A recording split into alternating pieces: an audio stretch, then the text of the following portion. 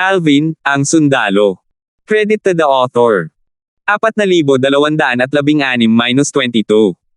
Ang mga pangalan po na nandito ay galing sa mga name generator.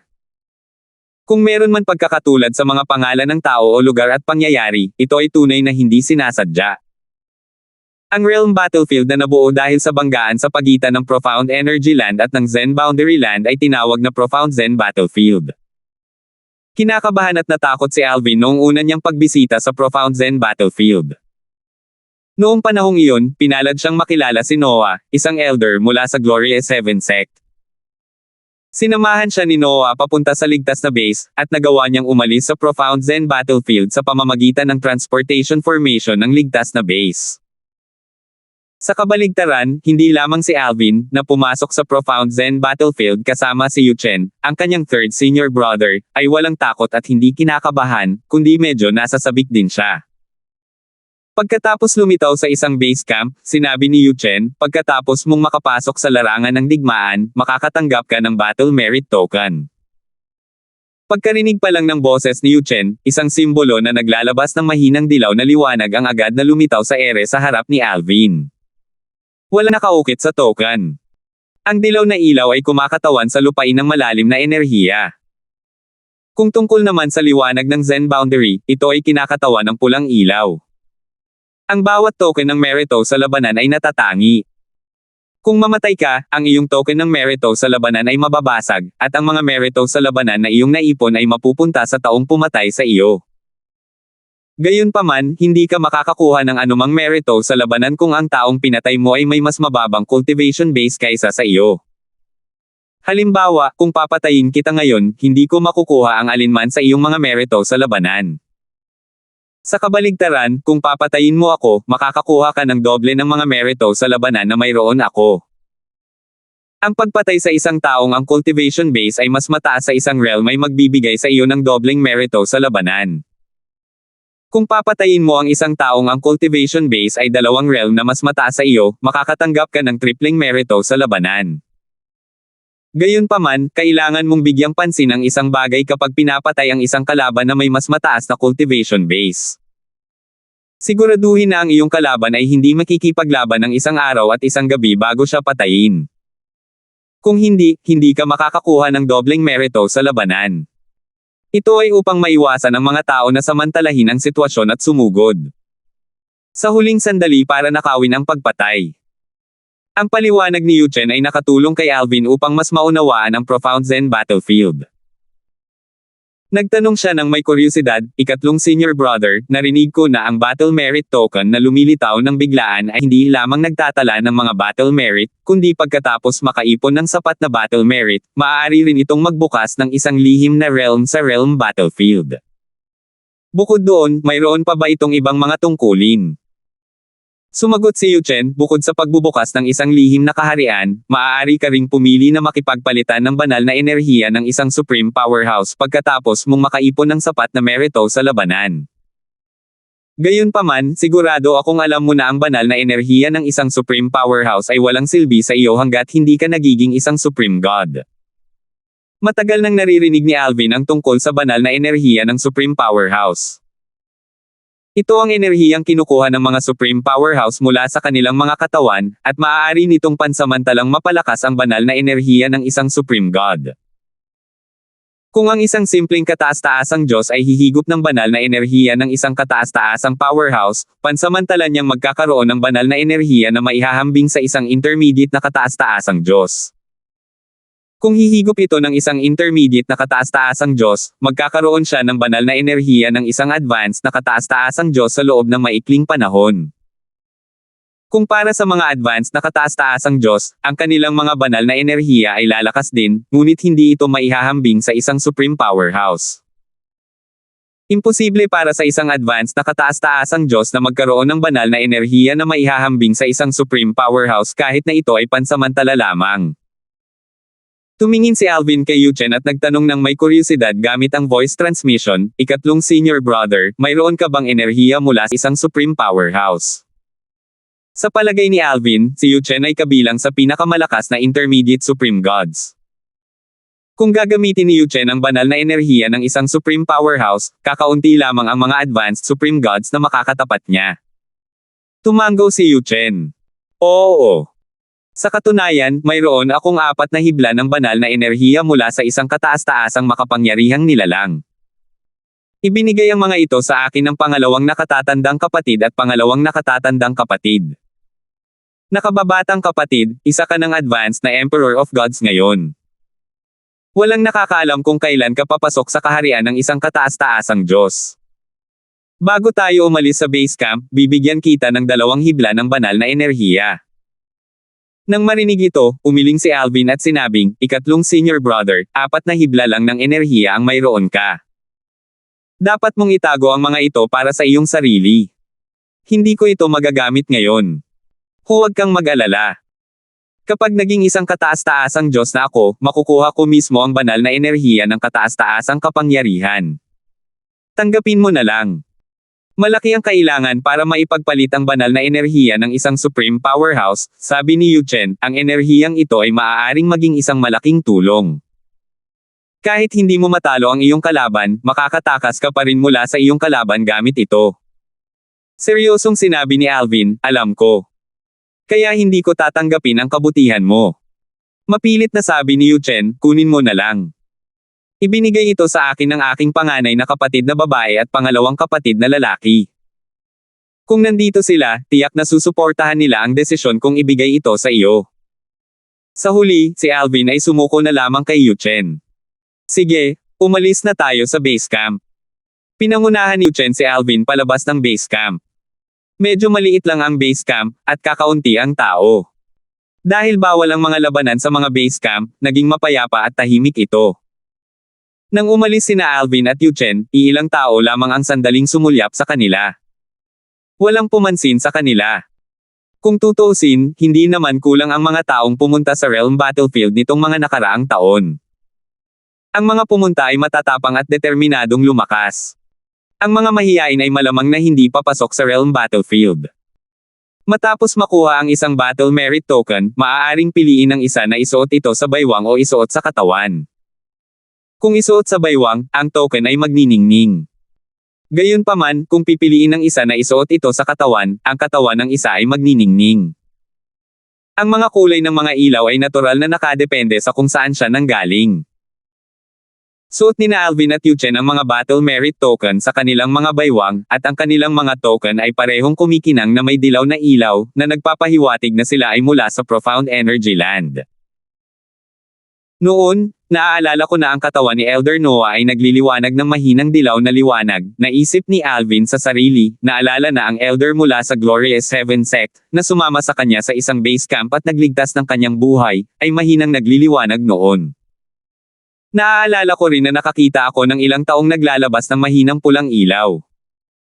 Mayroon ding mga taong ang mga token ay kumikinang sa kanilang baywang tulad ko at ng third senior brother. Malinaw na naaalala ni Alvin ang una niyang karanasan sa Realm Battlefield. Samantala, matapos sakayin si Alvin sa isang tahimik na lambak, sinabi ni Yu Chen habang itinataas ang kanyang kamay, kapatid na nakababata, ibibigay ko sa iyo ang banal na enerhiya ng kataas-taasang kapangyarihan ngayon. Kasunod nito, isang bola ng enerhiya ang lumitaw sa kamay ni Yu Chen. Hindi ito magarbo at medyo malinaw, ngunit si Alvin ay nakaramdam ng matinding pressure sa sandaling lumitaw ito. Para bang isa itong malaking banta. Maaari mo itong itago sa iyong spatial ring. Gayunpaman, tandaan na huwag itong hayaang madikit sa iyong balat kung hindi mo ito balak gamitin. Kung hindi, agad itong maisasama sa iyong katawan sa sandaling madikit ito sa iyong balat, babala ni Yu Chen kay Alvin bago niya iniabot ang kanyang kamay kay Alvin. Itinaas ni Alvin ang kanyang kamay, maingat na ginamit ang kanyang banal na enerhiya upang hilahin ang banal na enerhiya ng Supreme Powerhouse papunta sa kanyang spatial ring. Sige, tara na. Tingnan natin kung may makakatagpo tayong magagaling na kalaban, sabi ni Yu Chen, hahayaan kitang harapin ang mga ordinaryong simpleng kataas-taasang Diyos at mga advanced na emperador ng mga Diyos na makakasalubong natin. Kung hindi mo sila matatalo, ako na ang gagawa ng aking hakbang. Para naman sa mga nasa ilalim ng kaharian ng isang advanced na emperador ng mga Diyos, walang saysay na patayin sila. Hindi mo makukuha ang kanilang mga merito sa labanan, at ang kanilang mga spatial ring ay malamang na kusang masisira pagkatapos ng kanilang pagkamatay. Pagkatapos ng isang atake, nagpatuloy si Yu Chen sa pagsasabing, gayunpaman, hindi lahat ay pare-pareho. May mga taong walang pakialam sa mga gantimpala kapag sila ay pumatay. Hindi dahil wala silang makukuhang anumang gantimpala, ibig sabihin ay hindi sila papatay. Tutal, tutulungan nila ang kanilang mga kasama mula sa parehong kaharian ng mga Diyos sa pamamagitan ng pagpatay sa mga kalaban mula sa ibang kaharian ng mga Diyos. Tumango si Alvin bilang pagsang-ayon. Natural lang na alam niya ito. Dati, alam niyang ang pagkakaroon ng mababang cultivation base ay hindi nangangahulugang ligtas siya sa realm battlefield. Tutal, hindi lang naman pagpatay para sa kanilang mga kasamahan, kundi pati na rin ang iba ay maaaring pumatay sa kanya ng biglaan. Iyon din ang dahilan kung bakit siya kinabahan noong una siyang dumating sa Profound Zen battlefield. Sabi ni Yu Chen, bukod doon, maraming tao ang nag-iisip na ang isang realm battlefield ay nabubuo mula sa banggaan ng dalawang realms of gods. Gayunpaman, hindi iyon lubos na totoo. 4 na realms of gods ang kailangang magbanggaan upang bumuo ng isang realm battlefield. Gayunpaman, ang larangan ng digmaan ay mahahati sa 2, at bawat 100 taon, ito ay magiging isa muli sa loob ng 10 taon. Sa panahong iyon, ang larangan ng digmaan ay magiging mas mapanganib na lugar, at ito ay magiging napakagulo. Ito ay magiging larangan ng digmaan para sa 4 na realms of God sa halip na 2. Hindi na kailangang sabihin, kapag ang larangan ng digmaan ay iisa, ito rin ang may pinakamaraming pagkakataon. Pagkatapos ng maikling paghinto, nagpatuloy siya sa pagsasabing, mayroon pang ilang oras bago maging isa ang larangan ng digmaan. Sa oras na mangyari iyon, ikaw ay mag-isa na lamang na maglalakbay sa larangan ng digmaan. Kumislap ang mga mata ni Alvin. 4 na kaharian ng mga Diyos, posible ba na ang lupang ng banal na alay ay maging isa sa mga kaharian ng mga Diyos na konektado sa larangan ng digmaang Profound Zen? Kung hindi iyon ang kaso, si Alvin ay kailangang pumunta sa Divine Offering Lands Realm Battlefield. 4,217. Hindi nagtagal pagkaalis sa lambak, agad na sinabi ni Yu Chen, may tao roon. Bago pa man makareact si Alvin, dinala na ni Yu Chen si Alvin sa bangin ng bundok, nakaharang sa daanan ng isang lalaking nasa katanghaliang gulang. Agad na natarante ang ekspresyon ng lalaking nasa katanghaliang gulang, at namutla ang kanyang mukha. Diyos ko, kataas-taasang Diyos. Tumingin si Yu Chen sa lalaking nasa katanghaliang gulang at walang pakialam na sinabi, huwag kang mag-alala. Hindi kita aatakihin. Ang aking nakababatang kapatid ay isa ring advanced Emperor of Gods. Maaari kang umalis kung masasalo mo ang 10 galaw mula sa kanya. Lumipat ang tingin ng lalaking nasa katanghaliang gulang kay Alvin pagkasabi ni Yu Chen. Pagkatapos, parang hindi siya makapaniwala, iniabot niya ang kanyang banal na kamalayan upang siyasatin ang cultivation base ni Alvin. Matapos makumpirma na si Alvin ay isa lamang talagang advanced na Emperor of Gods, nakahinga siya ng maluwag. Ang lalaking nasa katanghaliang gulang ay isa ring advanced na emperador ng mga Diyos, at nasa kalagitnaan na siya ng pagiging isang kataas-taasang Diyos. Dahil dito, hindi niya inisip na magiging mahirap na suluhin ang 10 galaw mula sa isa pang advanced na emperador ng mga Diyos. Kahit na ang kanyang kalaban ay isang nalalapit na kataas-taasang Diyos, tiwala siyang makakayanan niya ang 10 galaw hanggat ginagawa niya ang lahat ng kanyang makakaya. Kasabay nito, kalmadong tinitigan ni Alvin ang lalaking nasa katanghaliang gulang matapos marinig ang mga salita ni Yu Chen. Nang suriin ng lalaking nasa katanghaliang gulang ang kanyang cultivation base, hindi niya maiwasang manginig sa loob. Lalo na't 10 galaw, hindi kayang tiisin ng lalaking nasa katanghaliang gulang ang 3 galaw mula sa kanya kahit na ang lalaking nasa katanghaliang gulang ay isang napipintong kataas-taasang Diyos. Sige, sabi ni Yu Chen habang tumatabi para bigyan si Alvin ng espasyo para lumaban. Tiningnan ni Alvin ang lalaking nasa katanghaliang gulang at walang pakialam na sinabi, hindi mo kailangang pigilan ang 10 galaw ko. Kung makakaligtas ka sa 3 galaw ko, papayagan ka naming umalis ng nakatatandang kapatid ko. 3 galaw. Tiwala ang lalaking nasa katanghaliang gulang na kaya niyang suluhin ang 10 galaw ni Alvin. Dahil dito, nakaramdam siya ng hiya nang marinig ang mga salita ni Alvin. Natural lamang na nadismaya siya sa kayabangan ni Alvin. Gayunpaman, nang maalala niya na si Alvin ay may isang makapangyarihang kataas-taasang Diyos sa tabi niya, tanging ang naitago niya ang kanyang inis at sama ng loob, sa takot na masaktan si Yu Chen. 3 galaw. Huwag mo akong maliitin. Sabi ng lalaking nasa katanghaliang gulang. Kahit si Yu Chen ay hindi siya minamaliit sa ganitong antas. Inalo ng lalaking nasa katanghaliang gulang ang sarili sa loob-loob. Mas mainam ang 3 galaw kaysa sa 10 galaw. Habang tumatagal, mas mataas ang posibilidad na masugitan. Bukod pa rito, dahil sa sobrang kumpiyansa ni Yu Chen, naisip niya na si Alvin ay malamang na isang nalalapit na kataas-taasang Diyos. Papatayin kita, sigaw ng lalaking nasa katanghaliang gulang. Ang mahinang pulang liwanag mula sa Battle Merit Token na inilalabas ng kanyang katawan, na nagpapahiwatig na siya ay mula sa Zen Boundary Land, ay natatakpan ng kanyang divine energy na agad na lumabas. Nang umatake ang lalaking nasa katanghaliang gulang, ang kawalan ay nag-alon-alon bago lumitaw ang isang nagliliyab na higanteng palakol. Maliwanag na naunawaan niya ang batas ng apoy. Ang palakol na puspos ng kanyang banal na enerhiya ay tila kayang hiwain ang lahat ng nasa daanan nito, at ang apoy na nagliliyab sa paligid nito ay napakainit.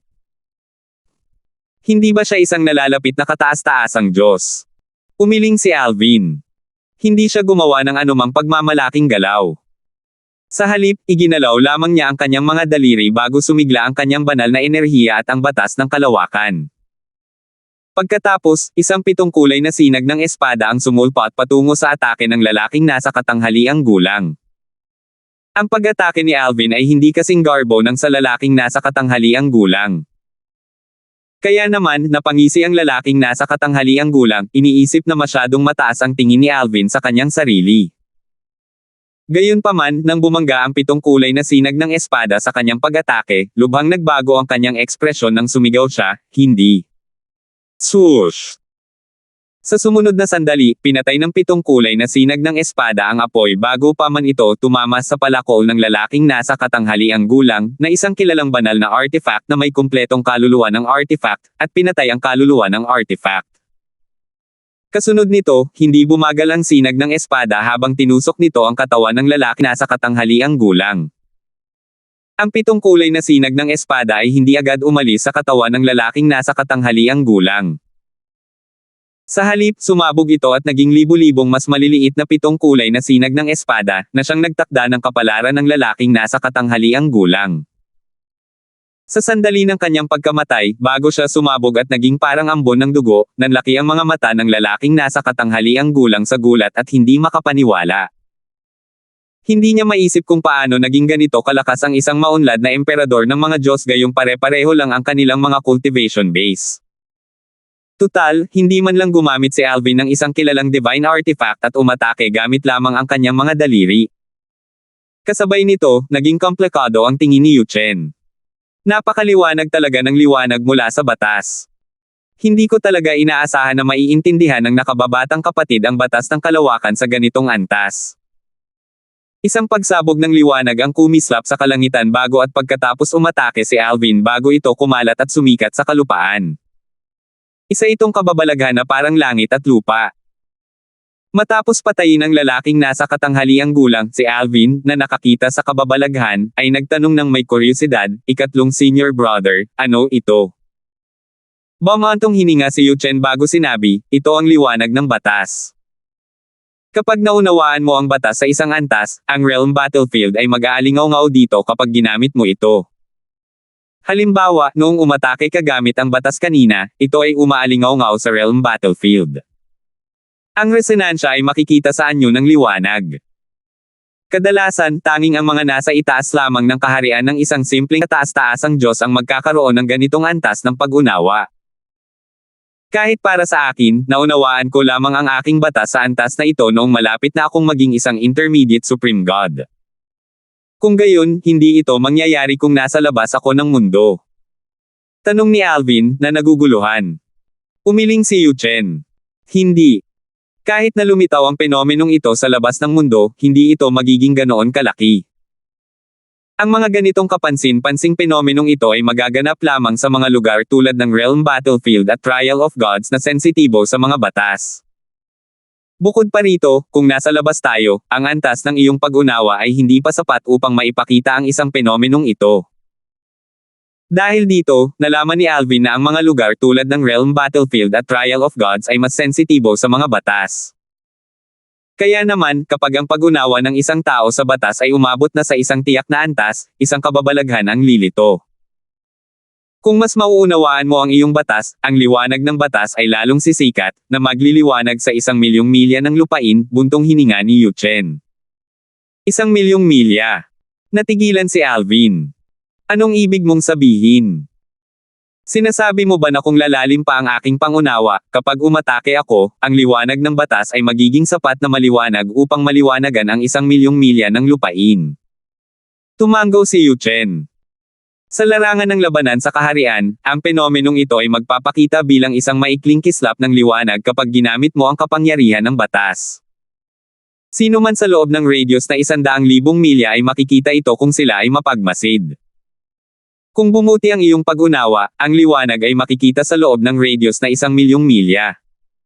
Sa huling yugto, ang liwanag ay sisikat sa 10,000,000 milya. Ito ang indikasyon na malapit ng ganap na maunawaan ng isang tao ang isang batas. Sa ilalim ng normal na mga pangyayari, ang mga nakakapagpikite ng ganitong penomeno ay ang pinakamalakas sa mga advanced na Supreme Gods. Nagtatakang tanong ni Alvin, ikatlong senior brother, anong kababalaghan ang ipinapakita mo? Sabi ni Yu Chen, halos pareho lang ito ng sa iyo. Gayunpaman, kailangan ko lang maunawaan ng kaunti ang batas bago ang aking kababalaghan ay sumikat ng milyon-milyon. Sa oras na iyon, makakahabol na ako sa pangalawang senior brother. Gayunpaman, sigurado akong bumuti na ang pangalawang senior brother simula noon. Kahit na ang kanyang mastery daw ay hindi kasing husay ng sa akin, ang kanyang pag-unawa sa batas ay mas mahusay kaysa sa akin. Nagulat si Alvin sa mga sinabi ni Yu Chen. Ang kanyang pangalawang nakatatandang kapatid, na hindi pa niya nakikilala, ay naunawaan ang batas hanggang sa puntong ang mga penomena nito ay nagningning ng milyon-milyon.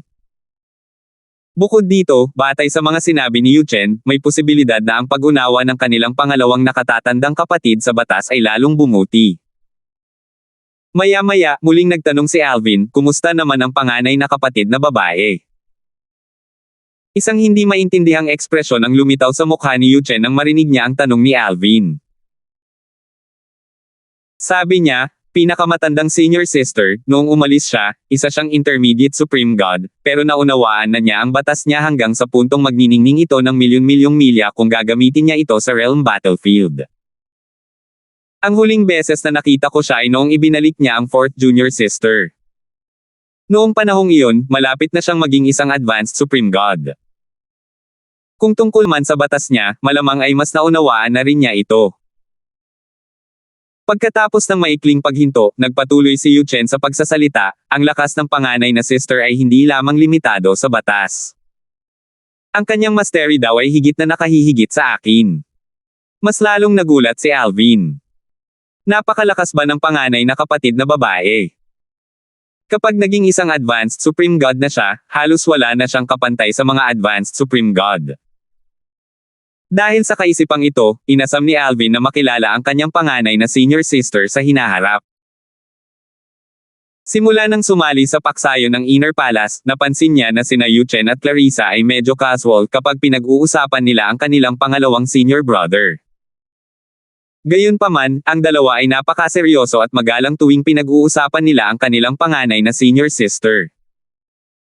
Para bang ang kanilang Panginoon ang kanilang pinag-uusapan sa halip na ang kanilang panganay na senior sister. Dati, ngayon lang ako nakarinig ng kahit sinong mas magaling na emperador ng mga Diyos na nakaintindi ng batas ng ganito kalawak.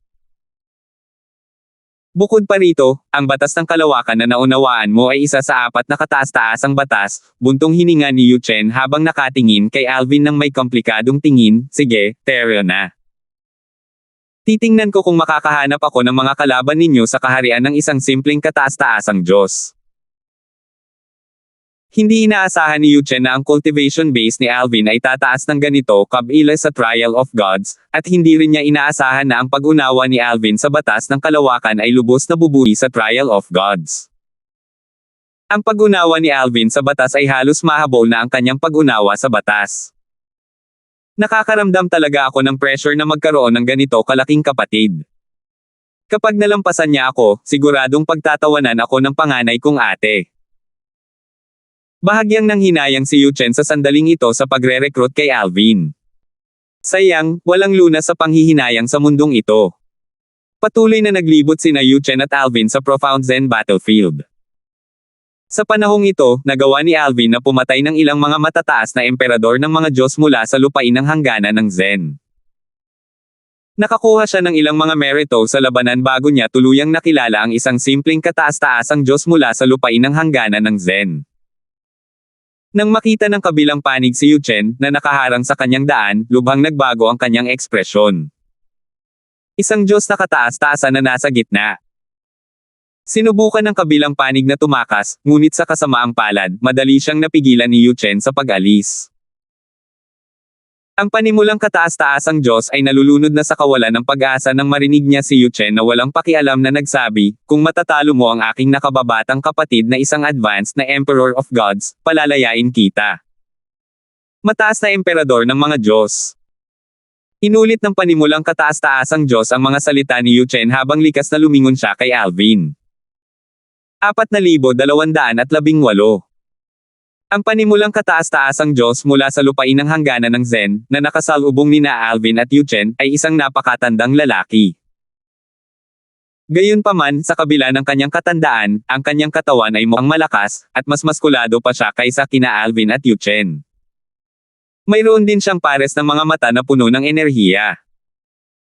Ang matandang lalaking nalulunod sa kawalan ng pag-asa kanina ay parang inihagi sa isang life raft nang marinig niya ang mga salita ni Yuchen. Hindi siya masyadong nag-isip bago niya ginamit ang kanyang banal na kamalayan upang siyasatin si Alvin. Matapos makumpirma na si Alvin ay tunay na isang advanced na Emperor of Gods, tumingin siya kay Yuchen at nagtanong, "Seryoso ka ba, Panginoon ko?" Tunay na takot ang matandang lalaki kay Yuchen, na isang Diyos na nasa pagitan ng kataas-taasang. Walang ekspresyong sumagot si Yuchen, "Nasa sa iyo kung maniniwala ka o hindi." Hindi mahahalatang nagbago ang ekspresyon ng matandang lalaki.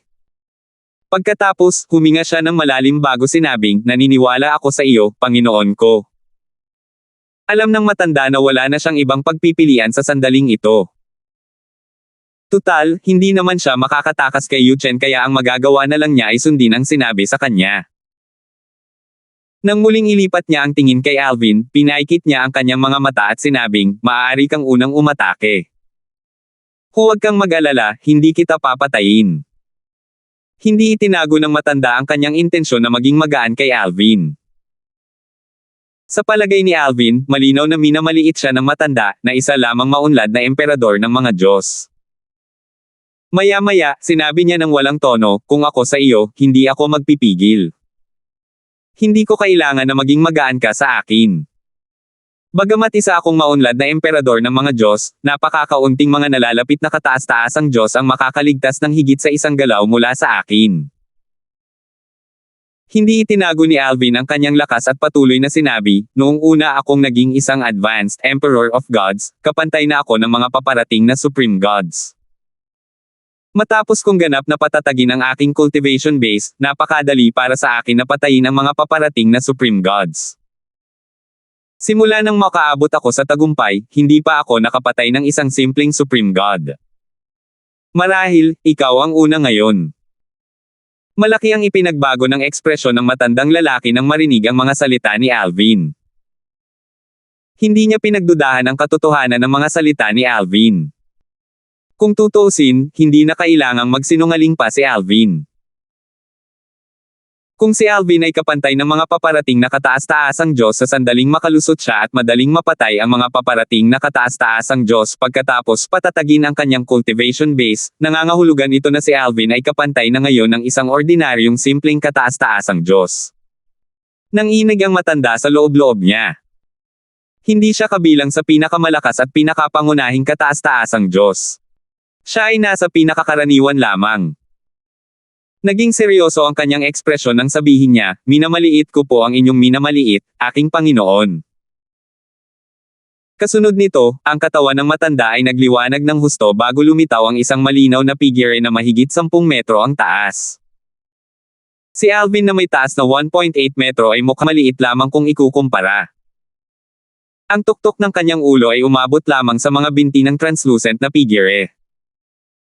Parang ganoon na nga, sabi ni Alvin na may bahagyang ngiti sa kanyang mukha bago siya lumipad palabas. Isang bagyo ang bumalot kay Alvin habang inilalabas niya ang 7 Orifices Exquisite Sword. Swoosh! Inihampas ni Alvin ang kanyang espada, gamit lamang ang kanyang banal na enerhiya at ang batas ng kalawakan. Hindi niya ginamit ang kanyang sword daw at mastery daw. Sa sumunod na sandali, isang perlas na kumikinang na may dilaw na liwanag na parang mastasa ang lumitaw sa harap ng matanda, na madaling pumihil sa pag-atake ni Alvin. Malinaw na naunawaan niya ang batas ng mundo, at ang perlas ay ang kanyang kilalang banal na artifact. Isang malabong balangkas ang makikita sa loob ng perlas. Ito ang kaluluwa ng artifact ng perlas. Huwag kang magpigil, malakas na sabi ng matanda, ang iyong atake ngayon ay kasing lakas lamang ng isang nalalapit na kataas-taasang Diyos. Hindi mo madaling mapapatay ang isang nalalapit na kataas-taasang Diyos sa ganoong pag-atake. Tunay ngang nagpigil si Alvin. Hindi niya ginamit ang alinman sa 4 na daos ng langit at lupa. Ginamit lamang niya ang kanyang banal na enerhiya, ang batas ng kalawakan, at ang kanyang kilalang banal na artifact upang umatake. Kahit na malalim ang kanyang pag-unawa sa batas, ang kanyang pag-atake ay mas malakas lamang kaysa sa mga ordinaryong paparating na kataas-taasang Diyos. Bukod dito, ginamit lamang niya ang isang bahagi ng kanyang banal na enerhiya kanina. Gusto niyang subukan ang lakas ng matanda. Kung umatake si Alvin ang hindi pinipigilan ang kanyang banal na enerhiya, kahit hindi niya gamitin ang alinman sa 4 na daos ng langit at lupa, ang kanyang atake ay magiging mas malakas kaysa sa isang nalalapit na kataas-taasang Diyos. Sa kabila ng kanyang mga salita, nanginginig pa rin ang matanda sa loob-loob niya. Saan nanggaling ang halimaw na ito? Isa lamang siyang advanced na Emperor of Gods, ngunit naunawaan niya ang batas ng kalawakan hanggang sa puntong ang liwanag ng batas ay sumikat ng 100,000 milya. Sa sandaling umatake si Alvin, lumitaw ang liwanag ng batas, sumikat sa 100,000 milya ng lupain. Bagamat sandali lamang itong lumitaw, mahirap itong hindi mapansin. Sa buong buhay niya, maraming mahiwagang nilalang ang nakilala ng matandang lalaki sa Zen Boundary Land, at marami rin siyang nakilala sa Realm Battlefield. Gayunpaman, hindi pa siya nakakilala ng isang mahusay na emperador ng mga Diyos na ang pag-unawa sa batas ay maaaring magpakita ng isang kababalaghan na sumikat ng 100,000 milya. Isa o 2 tao lamang ang narinig niya na may kakayahang gawin ito, ngunit ang mga batas na kanilang naunawaan ay ang mga elemental na batas. Sa kabaligtaran, naunawaan ni Alvin ang batas ng kalawakan, isa sa 4 na kataas-taasang batas. Para sa isang mahusay na emperador ng mga Diyos na maunawaan ang batas ng kalawakan sa ganitong antas, may pagdududa sa kanyang isipan na ang talento at kasanayan sa pag-unawa ni Alvin ay nakahihigit kahit sa mga mahiwagang nilalang. Sa pagkakataong ito, sa wakas ay naunawaan na ng matanda kung bakit ganoon na lang kalakas ang tiwala ni Yu Chen kanina. Malinaw na walang duda si Yu Chen na kayang patayin siya ni Alvin. Nakakagulat na hindi nataranta ang matanda kahit na lumitaw ang mga revelasyon na ito sa kanyang isipan. Naunawaan niya ang batas ng mundo, kung tutuusin. Kahit hindi niya matalo ang kanyang kalaban, tiwala siyang magtatagal ang kanyang mga depensa at magtatapos sa tabla ang laban. Pagkatapos noon, makakaalis na siya. Ayon sa gusto mo, malamig na sabi ni Alvin, isa kang simpleng kataas-taasang Diyos na nakakaintindi sa batas ng mundo. Ang iyong mga depensa ang dapat na pinakamalakas sa mga simpleng kataas-taasang Diyos. Gusto kong makita kung masisira ko ang iyong mga depensa ngayon. Ang mga nakakaintindi sa batas ng mundo ay may mas matibay na depensa kumpara sa iba. Hindi na kailangang sabihin pa, ang mga simpleng kataas-taasang Diyos na nakakaintindi sa batas ng mundo ay may mas matibay na depensa kumpara sa mga simpleng kataas-taasang Diyos na nakakaintindi sa ibang mga batas. Bukod dito, paminsan-minsan lamang sila makakaganti ng atake habang ipinagtatanggol ang kanilang sarili. Kailangan nilang maghanap ng tamang pagkakataon upang talunin ang kanilang mga kalaban sa isang iglap. Ito ang karaniwan at tanging taktika para sa karamihan ng mga nakakaintindi sa batas ng mundo.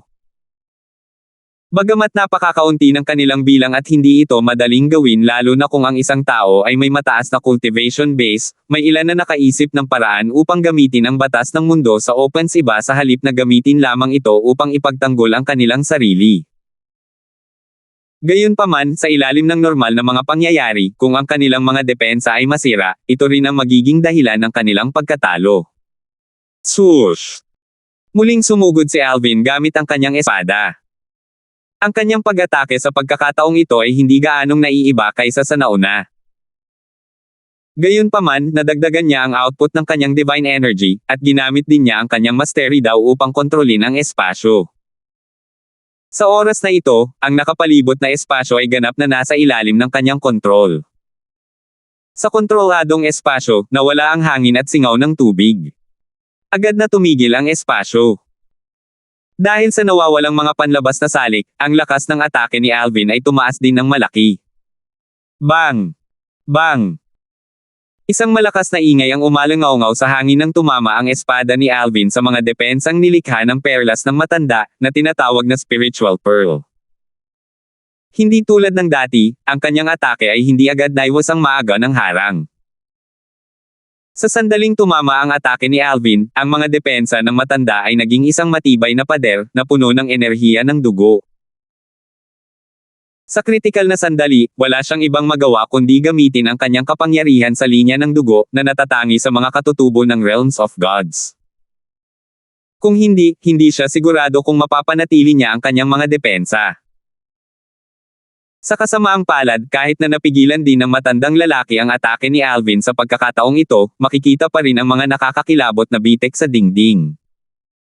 Dumura ng dugo ang matanda, nasugatan sa lakas ng pag-atake. Namumula ang kanyang mukha sa sandaling ito. Sa kabaligtaran, mukhang kalmado si Alvin. Matapos panasan ng matandang lalaki ang dugo sa gilid ng kanyang mga labi, tumingin siya kay Alvin ng may gulat at hindi makapaniwala. Imposible. Napakalalim ng iyong pag-unawa sa batas, ngunit dapat ay nasa yugto pa rin ito kung saan ang kababalaghan ay magniningning lamang sa loob ng 100,000 milya. Paano naging ganito kalakas ang iyong pag-atake?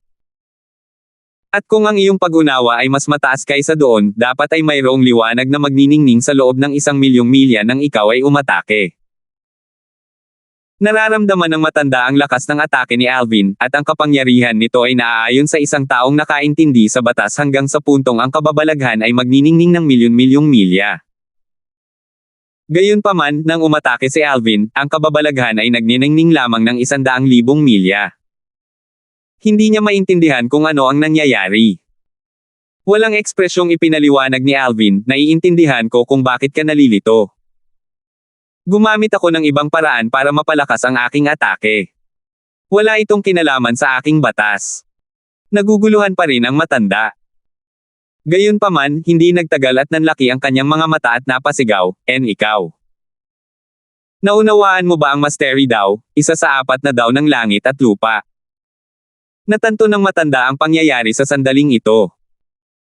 Hindi nakakapagtaka na nakaramdam siya ng pang-aapi kanina na parang nakatayo siya sa teritoryo ng isang makapangyarihang halimaw. Gayunpaman, panandalian lamang ang pakiramdam na iyon kaya hindi niya ito pinansin. Sa pagbabalik tanaw, lumitaw ang pakiramdam na iyon nang umatake si Alvin. Sa wakas ay napagtanto niya na ito ay dahil ginamit ni Alvin ang mastery daw at kinontrol ang nakapalibot na espasyo habang umaatake siya. Napakalalim ng kanyang pag-unawa sa batas kaya't ang kababalaghan ay kayang magningning ng 100,000 milya. Hindi rin mahina ang kanyang cultivation.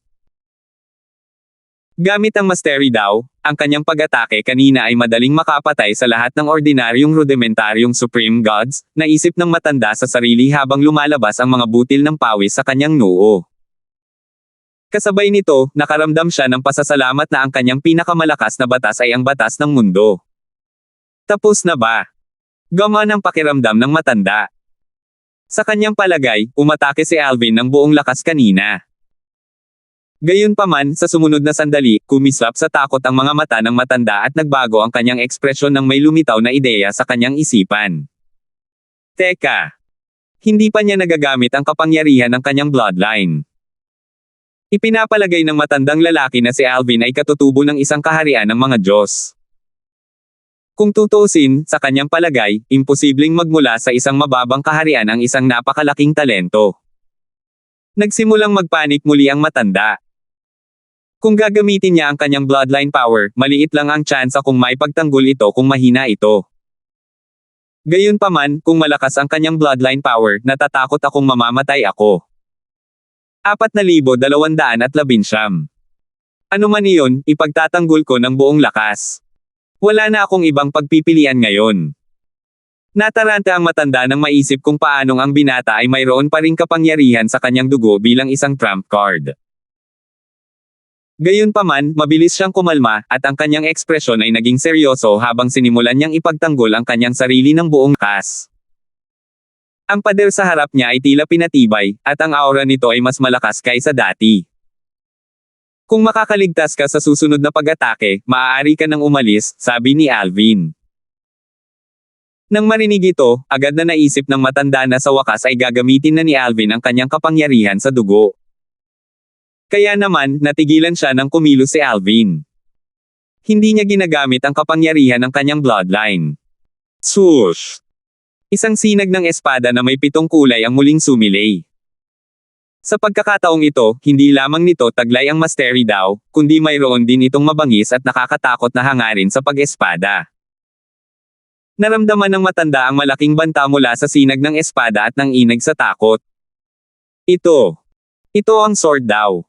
Muling nagbago ang ekspresyon ng matandang lalaki. Hindi niya inaasahan na maiintindihan ng taong nasa harap niya ang sword daw, isa pa sa 4 na daw ng langit at lupa. Isa ba talaga siyang mas mataas na emperador ng mga Diyos? Hindi maintindihan ng matanda kung paano nagkaroon ng isang nilalang tulad ni Alvin sa mundo. Si Alvin ay isa lamang maunlad na emperador ng mga Diyos, ngunit naunawaan na ni Alvin ang sword daw at ang mastery daw. Bukod dito, ang mga daw na kanyang naunawaan ay lampas na sa kanilang mga panimulang anyo. Hindi pa siya nakarinig ng sino man na nakagawa ng ganitong gawa, lalo na't nakatagpo ng sino man na tulad niyan. Bang! Bang! Nang bumangga ang sinag ng espada sa pader na pandepensa ng matanda, isang malakas na pagsabog ang muling umalingaw-ngaw sa hangin. Ang kaguluhan sa pagkakataong ito ay mas malakas kaysa dati. Ang kawalan ay marahas na yumanig, na parang malapit ng mapunit. Sa sumunod na sandali, ang matibay na pader ay nabasag. Isang ekspresyon ng kawalan ng pag-asa ang lumitaw sa mukha ng matanda nang makita ito.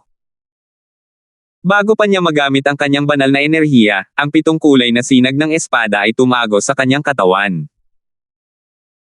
Kasunod nito, hindi mabilang na maliliit na 7 kulay na sinag ng espada ang sumabog mula sa kanyang katawan, na pumatay sa kanya.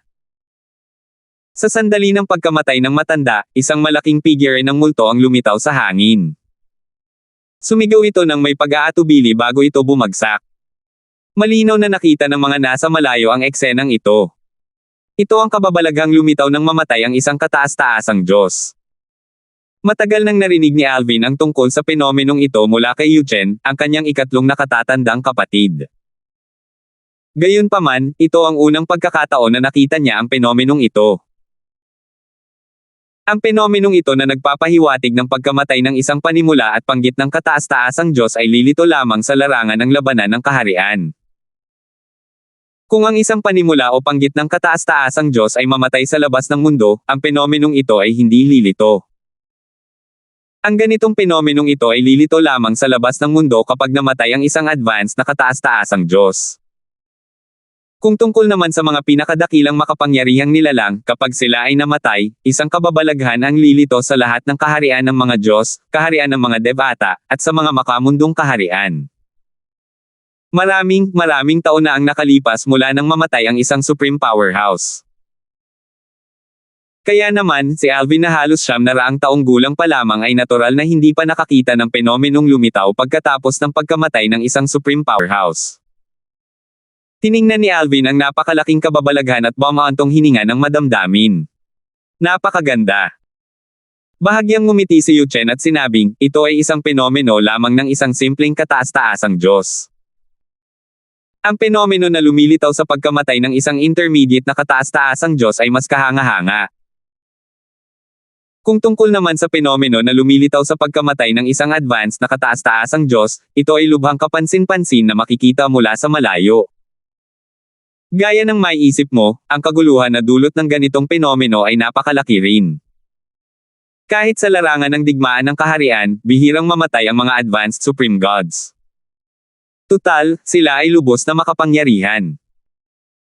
Bukod pa rito, para makapag-cultivate sa ganitong antas, ang kanilang survival instincts ay napakataas kumpara sa karaniwang tao.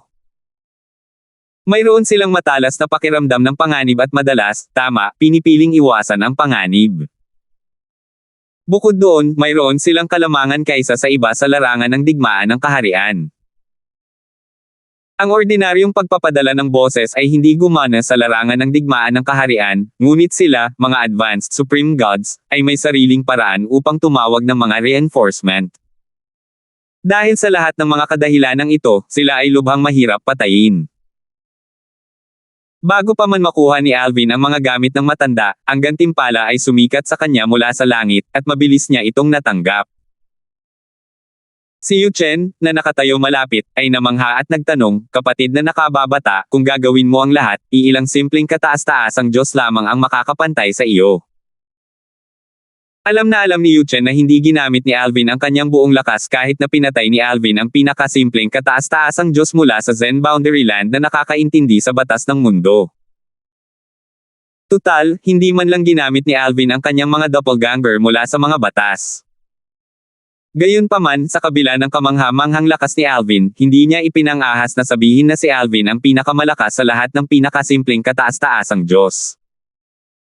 Tutal, may mga napakalakas na pinakasimpleng kataas-taasang Diyos na nakakaintindi rin sa apat na daos ng langit at lupa. Siya mismo ay isang magandang halimbawa. Halos 70% siyang may kumpiyansa na matatalo niya si Alvin noong siya ay isang pinakasimpleng kataas-taasang Diyos. Gayunpaman, nabigla pa rin siya sa lakas ni Alvin. Tutal, si Alvin ay naging isang advanced na emperador ng mga Diyos hindi pa katagalan. Noong nakaraan, mayroon lamang siyang ganitong lakas noong siya ay nasa bingit ng pagiging isang intermediate na kataas-taasang Diyos. Kapatid na nakababata, kapag naging isang simpleng kataas-taasang Diyos ka na, magiging walang talo sa iyo ang mga simpleng kataas-taasang Diyos, buong katiyakang sabi ni Yu Chen. Lubos siyang sigurado tungkol dito. Patuloy na sinabi ni Yu Chen, bukod pa rito, gamit ang iyong lakas, makakalaban mo pa rin ang mas mahihinang mga intermediate supreme gods. Lumipas ang mga araw habang patuloy na sinusundan ni Alvin si Yu Chen sa profound Zen battlefield. Nanghuli sila ng mga tao mula sa Zen Boundary Land, at dahil dito, mabilis na tumaas ang lakas at karanasan ni Alvin sa pakikipaglaban. Mabilis na lumipas ang panahon kaya't malapit nang matapos ang 10 taon na napagkasunduan ni Alvin na gugulin kasama si Yu Chen. Sa oras na ito, si Alvin ay papalapit ng papalapit sa kaharian ng isang simpleng kataas-taasang Diyos dahil sa mga gantimpalang natanggap niya. Bukod doon, si Yu Chen, ang kanyang ikatlong senior brother, ay binantayan din siya at ginabayan matapos niyang kainin ang 2 sa 3 heavenly Dao fruits na nakuha niya mula sa Emperor Grade Secret Realm, na lumitaw nang matalo niya ang kaharian ng isang Emperor of Gods, sa Trial of Gods. Ang prutas ng langit na daw ay isa sa 3 pinakamahalagang kayamanan na makakatulong sa isang maunlad na emperador ng mga Diyos na maging isang panimulang kataas-taasang Diyos. Batay sa mga salita ni Yu Chen, napakabihirang lumitaw ang 3 prutas ng langit na daw sa lihim na kaharian ng antas emperador na magbubukas kapag ang isang tao ay nakalusot sa kaharian ng isang emperador ng mga Diyos. Gayunpaman, walang mga prutas ng langit na daw sa sikretong kaharian ng pinakamataas na antas na lumitaw pagkatapos maging isang kataas-taasang Diyos ang isang tao. Natural lamang ito dahil ang mga prutas ng langit na daw ay kapaki-pakinabang lamang sa mga emperador ng mga Diyos, hindi sa mga kataas-taasang Diyos. Ikatlong senior brother, sa Trial of Gods, isang Emperor Grade Secret Realm at Supreme Grade Secret Realm ang lilito kapag ang isang tao ay nakalusot sa realm ng isang Emperor of Gods at isang Supreme God ayon sa pagkakabanggit. Pareho ba ito sa realm battlefield? Tanong ni Alvin kay Yu Chen. Sumagot si Yu Chen, hindi. Ang mga sikretong kaharian na nasa antas emperador at pinakamataas na antas ay hindi lilito sa larangan ng digmaan ng kaharian. Ang Trial of Gods ay nilikha ng ilang pinakamataas na kapangyarihan upang gayahin ang larangan ng digmaan ng kaharian, ngunit ibang-iba ito sa larangan ng digmaan ng kaharian. Ang Trial of Gods ay may mga naninirahan. Parang may sarili itong mundo doon. Sa kabaligtaran, ang larangan ng digmaan ng kaharian ay isa lamang lugar. Maya-maya, idinagdag niya, alam na alam ito ng 4th junior sister. Malamang na iyon ang dahilan kung bakit hindi siya nag-atubiling pumasok sa Destiny Canyon. Kahit na makalusot siya sa labas ng Destiny Canyon, alam niyang hindi siya makikinabang ng malaki sa pagpasok sa sekretong kaharian na nasa antas emperador na lilito pagkatapos ng kanyang tagumpay. Dati, nakalusot si Clarissa at naging isang panimulang kataas-taasang Diyos sa Destiny Canyon ng pagsubok ng mga Diyos.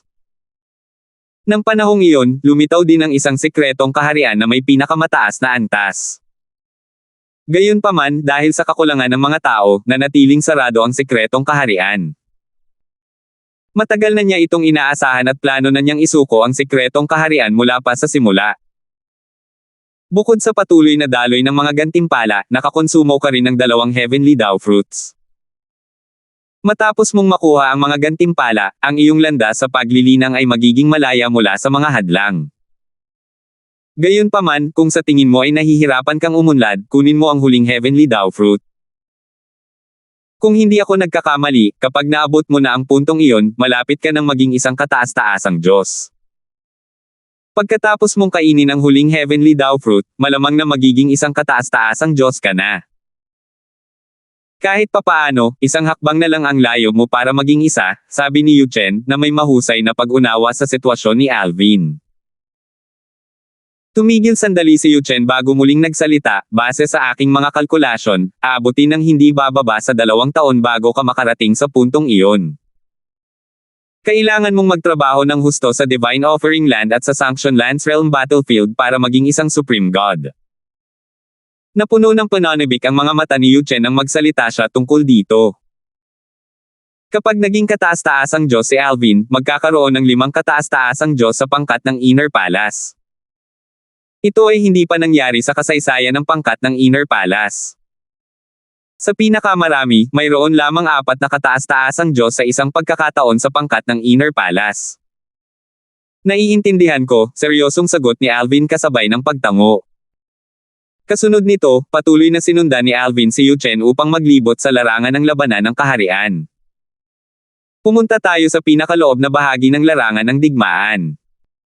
Sana ay makatagpo tayo ng isang intermediate Supreme God na angkop para sa iyong pagsasanay. Sa ngayon, mahihinang intermediate Supreme Gods lang ang maaari mong kalabanan. Sa kasalukuyan mong lakas, wala kang kapantay kahit ang isang ordinaryong intermediate Supreme God. Pinakamataas na Diyos. 8 taon na sina Alvin at Yuchen sa Profound Zen Battlefield. Marami na silang nakasalamuhan ng mga kataas-taasang Diyos noong panahong iyon, ngunit sila ay mga panimulang kataas-taasang Diyos lamang. Pagdating sa panloob na bahagi ng Profound Zen Battlefield, sa wakas ay nakatagpo ni na Alvin at Yuchen hindi lang isa, kundi 2 intermediate Supreme Gods. Ang 2 panggit ng kataas-taasang Diyos ay isang binata at isang nasa katanghaliang gulang, ayon sa pagkakabanggit. Ang binata ay nakasuot ng isang magandang damit na brocade. Siya ay makisig at may pares ng matatalim na mga mata. Ang lalaking nasa katanghaliang gulang ay nakasuot ng puting damit. Siya ay matangkad at matipuno, at mayroon siyang maliit na balbas. Bago pa man makapag-react sina Alvin at Yuchen, napalibutan na sila ng 2 intermediate Supreme Gods. Sabi ng lalaking nasa katanghaliang gulang, isang intermediate Supreme God at isang advanced Emperor of Gods. Gusto ba ng mga elder mula sa Profound Energy Land na laging kasama ang kanilang mga junior? Kasunod nito, natulala ang binata, gumawa ng isang hindi pagsang-ayon na ingay, bago niya sinabi, iniisip ko kung ang intermediate Supreme God na ito ay may sama ng loob sa kanyang junior. Kung hindi, bakit niya dadalhin ang kanyang junior sa inner area para mamatay? 4,220. Matapos palibutan ng 2 panggit ng kataas-taasang Diyos sina Yuchen at Alvin, hindi napigilan ni Yuchen ang pagtawa. Pagkatapos, bahagya siyang lumingon kay Alvin bago sinabing, Junior brother, nandito na ang punching bag mo. Pumili ka ng isa. Kalmado at walang pakialam pa rin si Yu Chen kahit nahaharap siya sa dalawang panggit ng kataas-taasang Diyos. Pagkatapos magsalita ni Yu Chen, lumipat ang mga mata ni Alvin sa laking may balbas at nasa katanghaliang gulang. Pagkatapos, sinabi niya, mukhang mas malakas ang isang ito kaya pipiliin ko siya. Hindi pa nakakapag-react ang binata at ang lalaking nasa katanghaliang gulang sa pagtawag sa kanila ni Yu Chen ng mga punching bag, ngunit sinimulan na ni Alvin na atakihin ang lalaking nasa katanghaliang gulang. Si Yu Chen, na nakatayo sa gilid, ay hindi na natiling walang ginagawa. Itinaas niya ang kanyang kamay, at isang nakakatakot na enerhiya ang dumaloy patungo sa binata. Mahinahon niyang sinabi, sige, tumabi tayo at magsaya. Nagbago ang ekspresyon ng binata sa sandaling ito. Sa sandaling ito, lubos niyang naramdaman na si Yu Chen ay hindi mas mahina kaysa sa isang mas mataas na kataas-taasang Diyos kahit na isa siyang intermediate na kataas-taasang Diyos. Nakasalubong ko ba ang isa sa mga napakalakas na intermediate supreme gods na iyon? Maihahambing ba talaga ang lakas niya sa isang advanced supreme god? Hindi nagpigil si Yu Chen nang gumawa siya ng hakbang. Ang kanyang nakakatakot na divine energy ay naglalaman ng mastery daw na dumaloy patungo sa binata, at sa kabila ng walang saysay na paglaban ng binata, madali nitong nadala ang binata palayo. Kasabay nito, isang kababalaghan na parang langit at lupa ang lumitaw, na nagliwanag sa 100,000 milya ng lupain. Bukod sa mastery daw, ginamit din ni Yu Chen ang kanyang batas. Ang kanyang pag-unawa sa batas pa lamang ay higit na nalampasan kaysa sa binata. Kasama ang mastery daw, natural lamang na ang binata ay nawala ng kapangyarihan. Inilabas ng binata ang kanyang kilalang banal na artifact na may kumpletong kaluluwa ng artifact, ngunit wala itong silbi. Hindi ito nagbigay sa kanya ng anumang kalamangan. Gayun din, nang i-activate niya ang kanyang bloodline power, hindi pa rin ito nagbigay sa kanya ng anumang kalamangan laban kay Yu Chen. Nang makita ang kawalang saysay ng kanyang mga ginawa, nagsimulang manakot ang binata. Isa ba talaga siyang pansamantalang kataas-taasang Diyos? Higit pa sa inaasahan ng binata na siya ay magdurusa sa napakalaking pagkatalo mula sa isa pang namamagitin na kataas-taasang Diyos. Wala siyang kapangyarihang lumaban. Masyadong malakas ang kanyang kalaban. Samantala, matapos ang biglaang pag-atake ni Alvin, bahagyang nagbago ang ekspresyon ng lalaking nasa katanghaliang gulang. Natuklasan niya na ang maunlad na emperador ng mga Diyos sa harap niya ay hindi isang ordinaryong maunlad na emperador ng mga Diyos. Nakaramdam siya ng malaking panganib mula sa mabangis na 7 kulay na sinag ng espada na inilunsad ni Alvin patungo sa kanya. Likas niyang alam na kung hindi siya gagawa ng lahat o kung siya ay magiging pabaya, tiyak na mamamatay siya. Gayunpaman, sa kabila ng banta na idinulot ni Alvin, medyo nakahinga siya ng maluwag. Ano man ang mangyari, siya ay isang intermediate supreme god, at si Alvin ay isa lamang maunlad na emperador ng mga Diyos. Habang iniiwasan ng lalaking nasa katanghaliang gulang ang atake ni Alvin, lumingon siya sa gilid nang makita ang kanyang kasama na dinadala na parang isang sisiw na dinadala ng isang lawin. Ang kanyang kasama ay walang magawa para lumaban. Sino ba siya? Nang makita ang eksenang ito, nakaramdam ng kilabot ang lalaking nasa katanghaliang gulang. Ang tanging nasa isip niya ngayon ay ang makatakas sa lalong madaling panahon. Paano kung patayin ko itong magaling na emperador ng mga Diyos? Mamamatay pa rin ako kung hindi ako tatakbo ngayon. Masyadong makapangyarihan ang intermediate supreme god na iyon. Kapantay ng lakas ng lalaking nasa katanghaliang gulang ang lakas ng binata. Kung walang kapangyarihan ang binata laban kay Yu Chen, alam niyang wala rin siyang kapangyarihan laban kay Yu Chen. Sa kasamaang palad, nang iwasan ng lalaking nasa katanghaliang gulang ang atake ni Alvin at kumilos upang tumakas, napigilan ni Yu Chen ang kanyang planong umalis. Itinaas ng mahigit 100 metrong taas na Supreme God Phantom ni Yu Chen ang kamay nito, at isang malaking daluyong ng enerhiya ang dumaloy na parang tsunami, na hamarang sa lalaking nasa katanghaliang gulang. Pagkatapos, walang ekspresyong sinabi ni Yu Chen, kung matatalo mo ang aking nakababatang kapatid, ililigtas ko ang iyong buhay. Kung tatakbo ka, mamamatay ka. Nang marinig ang mga salita ni Yu Chen, ang mga alon ng kawalan ng pag-asa na bumangon sa puso ng lalaking nasa katanghaliang gulang ay bahagyang upang ngayong nakakita na siya ng kaunting pag-asa. Hindi na siya nang ahas na tumakas at humarap upang salakayin si Alvin. Ang kanyang kataas-taasang Diyos na Phantom, na mahigit 100 metro rin ang taas, ay lumitaw. Nang lumitaw ang isang mahabang tungkod sa kanyang kamay, ang kanyang kaluluwa ng artifact ay bumungad sa ibabaw ng mahabang tungkod. Ikaw ang pinakamalakas at advanced na emperador ng mga Diyos na nakilala ko. Iilang simpleng kataas-taasang Diyos ang makakatapat mo. Gayunpaman, isa ang intermediate na kataas-taasang Diyos. Sa sandaling ito, ibinuhos ng lalaking nasa katanghaliang gulang ang lahat ng kanyang pag-asa na mabuhay sa pamamagitan ng pagkatalo kay Alvin. Nangahas siyang maliitin si Alvin kahit na si Alvin ay isa lamang maunlad na emperador ng mga Diyos. Hindi lamang makapangyarihan si Alvin, kundi hindi rin siya nangahas na magpigil ng umatake siya dahil ang kanyang buhay ay nakasalalay sa pagkatalo kay Alvin. Papatayin kita. Kumislap ang hanggaring pumatay sa mga mata ng lalaking nasa katanghaliang gulang habang pinapagana niya ang kanyang bloodline power. Sa loob lamang ng isang iglap, kumalat ang kanyang blood energy sa buong lugar. Hindi niya isinaalang-alang ang posibilidad na gumanti si Yuchen kung papatayin niya si Alvin. Tutal, sa kanyang palagay, magiging madali para sa isang taong kasing lakas ni Yuchen na iligtas si Alvin sa kritikal na sandali. Dahil nakaharap sa gitnang kataas-taasang Diyos, hindi nang ahas si Alvin na bawasan ang kanyang pagbabantay. Hindi lamang siya nagpigil, kundi tinawag din niya ang kanyang doppelganger mula sa batas ng kalawakan. Hindi ba siya taga-Profound Energy Land? Nagulat ang lalaking nasa katanghaliang gulang nang makita niya ang kapareha ni Alvin.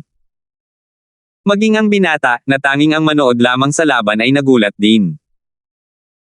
Hindi inaasahan ng dalawa na ang isang napakalaking talento ay hindi pala taga-Reign of Gods. Mas lalo silang nalitaw sa sandaling ito. Natuklasan ba ng isang makapangyarihang tao ang napakalaking talentong ito sa ibabang kaharian at ibinalik siya sa Profound Energy Land noong bata pa siya? Walang oras ang lalaking nasa katanghaliang gulang para pag-isipan ang bagay na ito. Mabilis siyang nakabawi ng katinoan at nagpatuloy sa pag-atake kay Alvin. Ang ganda naman ng kuha mo. Bahagyang nagyelo ang tingin ni Alvin nang harapin ang agresibo at nakamamatay na atake ng lalaking nasa katanghaliang gulang. Kasunod nito, sabay na sumugod siya at ang kanyang doppelganger. Nang lumitaw ang isang 7 kulay na espada sa kanyang kamay, isang kitang-kitang banal na espada ang lumitaw sa kamay ng kanyang doppelganger. Ang kilalang banal na espada ay pagmamayari ng isang kataas-taasang Diyos na napatay ni Alvin noon.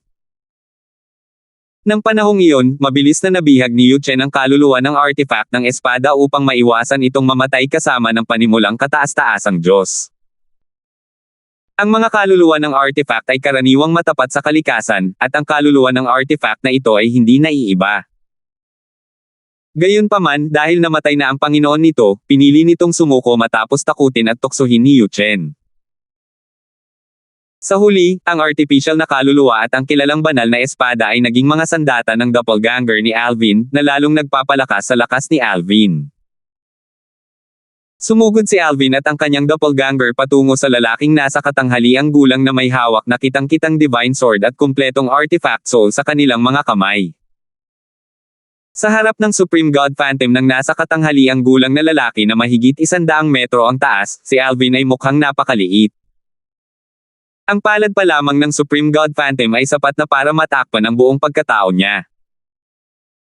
Malamig na napangisi ang lalaking nasa katanghaliang gulang habang iniwawagayway ang mahabang tungkod sa kanyang kamay, nagpapadala ng sunod-sunod na alon ng enerhiya at pumukaw ng malakas na hangin na nagpakalat ng mga ulap. Ang kawalan ay umaalon, na parang mababasag. Samantala, sinubukan ni Alvin na gamitin ang double teleportation profundity para maiwasan ang atake. Ginulo ng lalaking nasa katanghaliang gulang ang espasyo bago siya umatake para pigilan si Alvin sa pag-alis. Bagamat ang pinakamalakas niyang batas ay hindi ang batas ng kalawakan, nagawa pa rin niyang guluhin ang espasyo. Bagamat hindi sapat ang lakas ng paggambala ng lalaking nasa katanghaliang gulang sa kalawakan upang pigilan si Alvin sa pag-teleport, nagawa niyang pabagalin ang bilis ng pag-teleport ni Alvin. Dahil dito, tanging siya lang ang kayang harapin ni Alvin. Swoosh! Swoosh! Swoosh! Swoosh! Swoosh! Swoosh! Sa isang kisap mata lamang, ang 7 kulay na sinag ng espada ay namulaklak sa hangin, na nakasisilaw. Swash! Swoosh! Bumuhos! Bumuhos! Ang mahabang tungkod ay parang isang higanti. Sa bawat pagbagsak nito, isang kakilakilabot at nakabibinging soundwave ang lalabas. Mabuti na lang at walang nakakakita sa paligid. Kung hindi, kahit ang mga ordinaryong emperador ng mga Diyos ay maaapektuhan at masasaktan ng mga soundwave. Pinanood ni Yu Chen at nang nakagapos na binata ang pag-atake ni Alvin ng walang pagpipigil. Ang kanyang lakas ay halos kapantay ng isang intermediate supreme god. Umangat ang sulok ng labi ni Yu Chen nang makita ang eksenang ito. Sa kabaligtaran, nanlaki ang mga mata ng binata sa gulat at hindi makapaniwala kahit na medyo nasa kawalan si Alvin sa sandaling ito. Kayang panindigan ng mas mataas na kataas-taasang Diyos na iyon ang isang intermediate na kataas-taasang Diyos. Natural na alam ng binata na ang lalaking nasa katanghaliang gulang ay hindi isang bagong intermediate supreme god na hindi pa napapatatag ang kanyang cultivation base. Karaniwan lang siya sa mga intermediate supreme god, ngunit hindi siya mahina. Gayunpaman, bahagyang lamang ang kanyang kalamangan matapos makipagpalitan ng 12-dosenang mga galaw sa isang advanced na Emperor of Gods. Hindi ko alam na may ganito kalakas na talento pala sa Profound Energy Land. Nakaramdam ng pangangilig ang binata sa kanyang anit habang nakatingin kay Alvin. Dati, hindi niya inakala na may ganito kaitikot-takot na pag-iral sa mundo. Sa kanyang palagay, kahit ang makapangyarihang si Yu Chen, na madaling nakagapos sa kanya, ay maaaring hindi kayang tapatan ni Alvin nang si Alvin ay maging isang intermediate supreme god. Sa katunayan, bago pa man mapatatag ni Alvin ang kanyang cultivation base sa kaharian ng isang intermediate supreme god, dapat ay mas malakas na si Alvin kaysa kay Yu Chen. Mas nakakatakot pa siya kaysa sa intermediate supreme god na ito. Tinawag siya ng intermediate supreme god kanina bilang junior brother. Pareho ba silang mga disipulo? Anong klaseng guro ang magkakaroon ng ganitong nakakatakot na mga disipulo? Napuno ng pagsisisi ang binata sa sandaling ito. Kung alam lang niya na nakakatakot ang dalawa, tatakbo na sana siya sa abot ng kanyang makakaya nang makita niya sila. Hindi ko akalain na siya mismo ang nagkusa na itulak ang sarili para maging punching bag. Kasabay nito, lumitaw ang mga butil ng pawis sa noo ni Alvin. Hindi ako kasing lakas niya. Ang lalaking nasa katanghaliang gulang ay sapat ang lakas kaya hindi makahabol si Alvin kahit sa 79 na heavenly veins. Hindi nakakagulat dahil masyadong malaki ang agwat sa pagitan ng kanilang mga cultivation base. Ang divine energy ng isang intermediate supreme god ay hindi lamang makapangyarihan, kundi mas matibay din ito. Isa lamang siyang advanced Emperor of Gods, kahit gaano pa kalakas ang kanyang talento. Pagkatapos magpalitan ng isa pang dosenang galaw, bumaantong hininga si Alvin sa loob-loob niya. Sa tingin ko ay hindi ko kakayanin ang 100 galaw niya. Sa oras na ito, ang mga mata ng lalaking nasa katanghaliang gulang ay lalong lumiwanag ngayong malapit na niyang talunin si Alvin. Kapag nagtagumpay siya, makakaalis na siya. Biglang. Hindi. Isang matinis na sigaw ang umalangaw-ngaw sa hangin. Kasunod nito, isang matangkad na figure ang lumitaw sa langit. Ang kababalaghan ay nagpakawala ng isang hindi gustong sigaw bago ito bumagsak sa lupa. Matapos patayin ni Yu Chen ang binata na kanina pa niya pinipigilan, lumipad siya patungo sa lalaking nasa katanghaliang gulang. Hindi. Sigaw ng lalaking nasa katanghaliang gulang habang biglang nagbago ang ekspresyon ng kanyang mukha, hindi mo maaaring bawiin ang iyong mga sinabi. Nangako kang palalayain mo ako hanggat kaya kong talunin ang iyong nakababatang kapatid. Walang pakialam na sinabi ni Yu Chen, hindi ko babawiin ang sinabi ko. Hindi mo pa natatalo ang nakababata kong kapatid hanggang ngayon. Paano ko babawiin ang sinabi ko kung papatayin kita ngayon? 4,221. Pagkatapos magsalita ni Yu Chen, ang kanyang nakakatakot na atake ay kumalat na parang isang multo. Sa isang kisap mata lamang, ang lalaking nasa katanghaliang gulang ay naging alabok na parang dumaan sa isang gilingang bato. Sa kabila ng paglaban ng buong lakas, wala itong saysay. Ang pagkakaiba sa pagitan ng lakas niya at ni Yu Chen ay hindi kayang malampasan. Parang kung paano madaling napatay ni Alvin ang mga paparating na kataas-taasang Diyos. Samantala, si Alvin, na nakatayo sa gilid, ay natigilan sa mga naunang salita at mapagpasyang aksyon ni Yu Chen.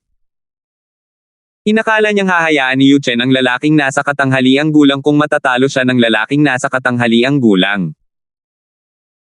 Hindi niya inaasahan na papatayin ni Yu Chen ang lalaking nasa katanghaliang gulang bago pa siya matalo ng lalaking nasa katanghaliang gulang.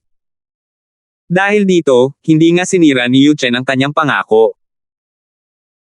Isa na namang sigaw na ayaw pumayag ang umalangaw-ngaw sa hangin nang lumitaw ang isang malaking figure sa hangin matapos mamatay ang lalaking nasa katanghaliang gulang.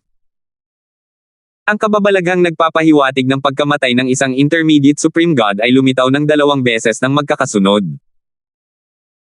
Sa oras na ito, ang ekspresyon ng mga makapangyarihang Diyos, na naakit ng nakaraang kababalaghan, ay lubhang nagbago, nagulat ng isa pang intermediate supreme god ang namatay. Bukod dito, ang 2 intermediate supreme god ay namatay sa iisang lugar. 2 panggit ng kataas-taasang Diyos ang namatay ng halos sabay. Galing ba sila sa iisang kaharian ng mga Diyos? Para silang magkakaibigan. Ang mga makapangyarihang nilalang, walang exception, ay nasa loob o nasa itaas ng kaharian ng isang intermediate supreme god. Bukod dito, lahat sila ay may tiwala sa kanilang lakas hanggang sa isang antas.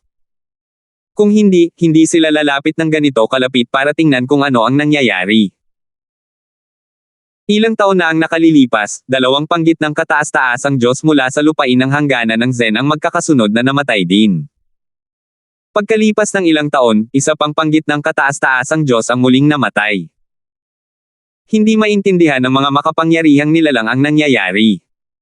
Sa ilalim ng normal na mga pangyayari, bihira para sa mga nasa o mas mataas na kaharian ng isang intermediate supreme god ang mamatay.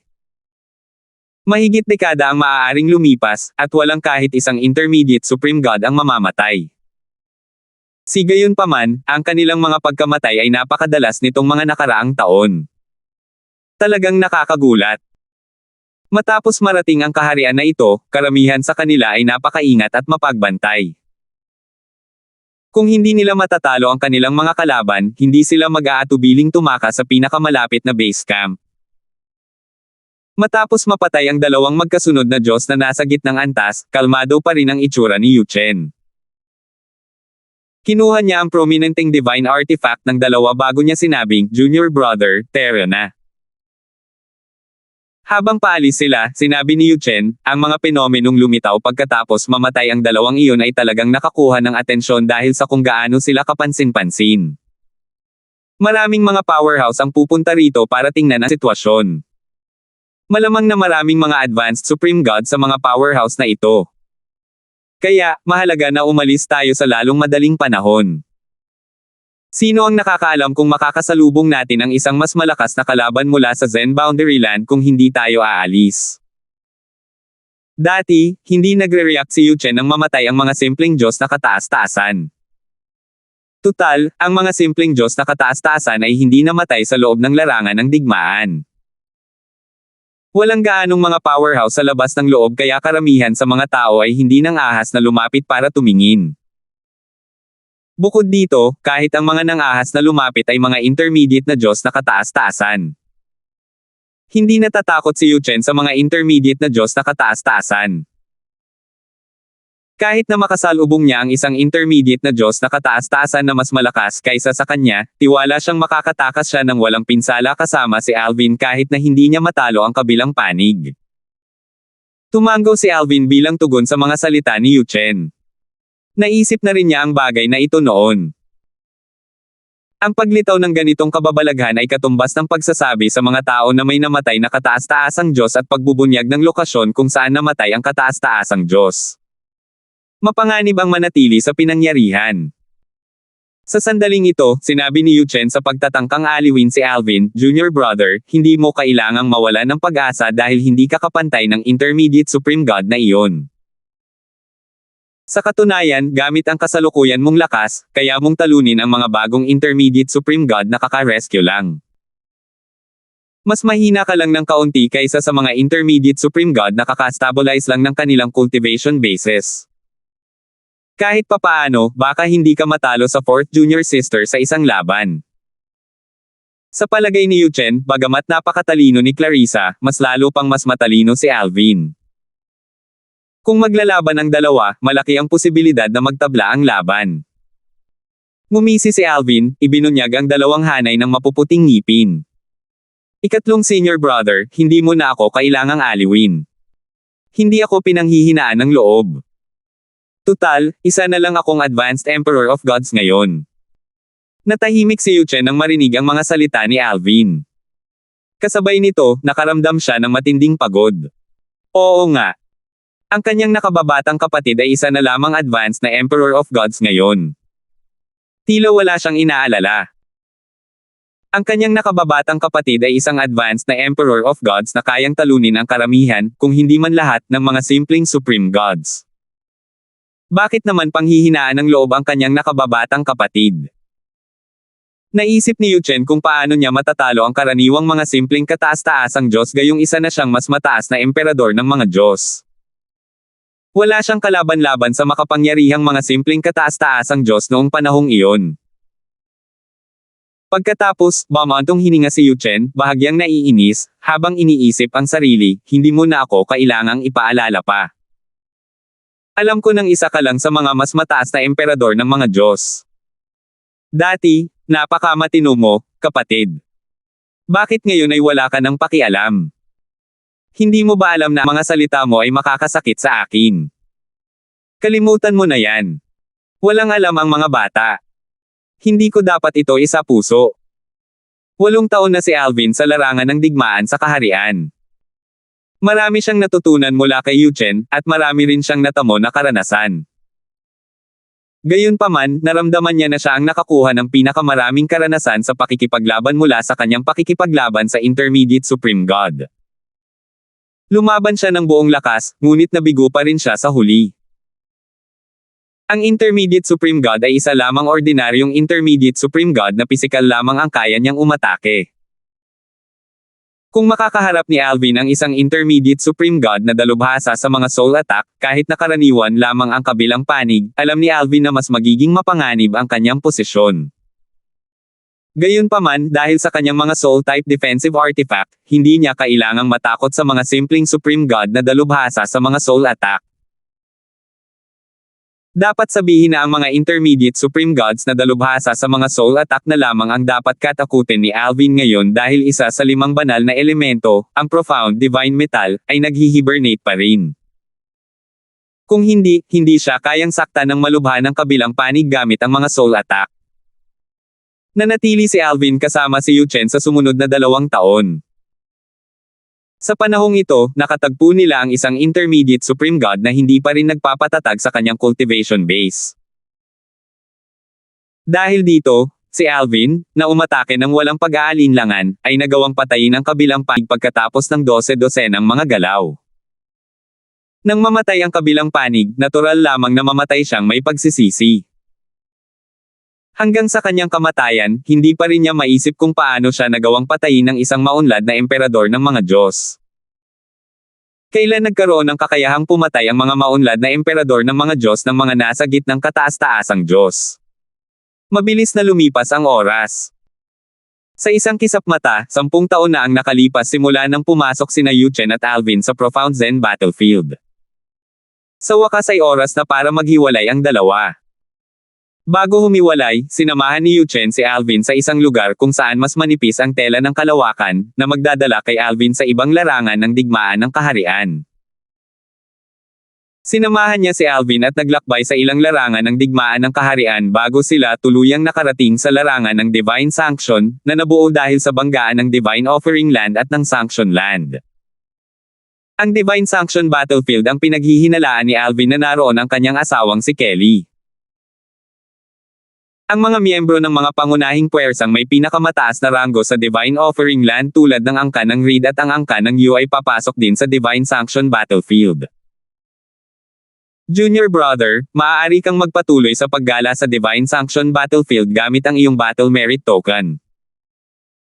Gayunpaman, tiyak na matatarget ka ng mga tao mula sa Divine Offering Land at Sanction Land kung gagawin mo iyon. Iminumungkahi kung pansamantala mong iwanan ang Divine Sanction Battlefield at pumasok sa Divine Offering Land o sa Sanction Land bago muling pumasok sa Divine Sanction Battlefield. Gamit iyon, maaari kang bumuo ng isang bagong battle merit mula sa Divine Offering Land o sa Sanction Land, sabi ni Yu Chen. Ang battle merit token ng isang tao ay mabubuo ayon sa lugar kung saan siya nanggaling. Kaya naman, si Alvin, na pumasok sa Realm Battlefield mula sa Profound Energy Land, ay mayroong Battle Merit Token mula sa Profound Energy Land. Hindi ito magbabago kahit na palihim siyang pumasok sa Divine Sanction Battlefield. Ang Battle Merit Token ay mawawala lamang kung aalis siya sa Realm Battlefield. Naiintindihan ko, pangatlong senior brother. Huwag kang mag-alala, maaari ka munang umalis. Hindi mo na kailangang samahan ako papunta sa Divine Offering Land o sa Sanction Land, nakangiting sabi ni Alvin kay Yu Chen. Sa kabila ng pagtiyak ni Alvin, nag-aalala pa rin si Yu Chen. Kaya naman, sinundan niya sandali si Alvin, at matapos makumpirma na wala sila sa loob ng Divine Sanction Battlefield, sa wakas ay umalis na siya ng panatag. Bago umalis, hindi rin niya nakalimutang babalaan si Alvin tungkol sa ilang mga bagay. Nakaramdam ng kawalan ng kakayahan si Alvin sa patuloy na paalala ni Yu Chen, ngunit naantig din siya. Habang pinapanood niya si Yu Chen na umalis matapos makahanap ng isang lugar kung saan ang pinakamanipis na espasyo ay ang tela, ang kanyang mga mata ay nag-uumapo sa init habang bumubulong sa kanyang sarili, ikatlong senior brother, ikaapat na senior sister, isang biyaya para sa akin na makilala kayong dalawa. Sa puntong ito, itinuring na ni Alvin sina Yu Chen at Clarissa bilang bahagi ng kanyang pamilya. Kung tutuusin, itinuring na siya ng dalawa na parang pamilya, at binigyan siya ng ginhawa, init ng tahanan.